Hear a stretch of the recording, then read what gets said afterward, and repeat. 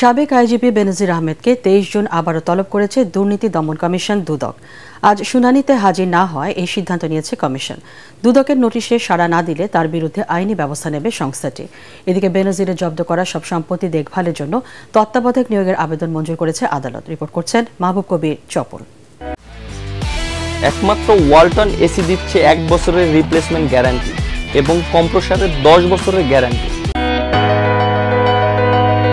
শহর থেকে গ্রাম, সাগর থেকে পাহাড়, সব জায়গায় সম্পত্তি কিনে অবাক করা নজির তৈরি করেছেন বেনজির আহমেদ। আইজিপি পদ থেকে অবসর নেয়ার 2 বছর পর বেরিয়ে আসছে এসব তথ্য। এখন পর্যন্ত বেনজিরের 4টি ফ্ল্যাট, 33টি ব্যাংক অ্যাকাউন্ট, 19টি কোম্পানির শেয়ার ও 621 বিঘা জমির সন্ধান পেয়েছে দুদক।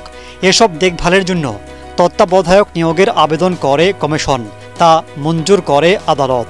সাবেক পুলিশ মহাপরিদর্শকের যে সমস্ত সম্পত্তি, স্থাবর সম্পত্তি ক্রয় করেছে এবং ওনার স্ত্রী এবং কন্যারাও যেগুলির সাথে আছে, সেই সমস্ত সম্পত্তি রিসিভার নিয়োগ করার জন্য দুর্নীতি দমন কমিশন একটা দরখাস্ত দিছে। যত সম্পত্তি, স্থাবর সম্পত্তি ক্রয় করা হয়েছিল সমস্ত সম্পত্তির উপরে রিসিভার নিয়োগ করছে। বিভিন্ন জায়গার সম্পত্তি বিভিন্ন জনকে দায়িত্ব দেওয়া হয়েছে।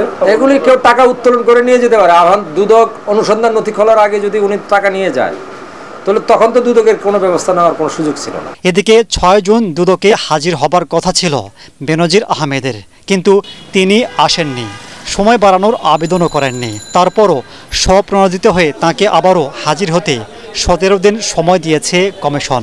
ন্যায় বিচারের স্বার্থে অন্যান্য 10টি কেস, অন্যান্য সব কেসের মতো এই কেসটিও ব্যক্তিগত শুনানির জন্য দিন ধার্য করা ছিল। তিনি আসতে পারেন নাই, যার ফলে তার জনাব বেনজিরের বক্তব্য গ্রহণ করা সম্ভব হয়নি। আগামী 23 জুন 2024 তারিখ পরবর্তী শুনানির জন্য দিন ধার্য করা হয়েছে।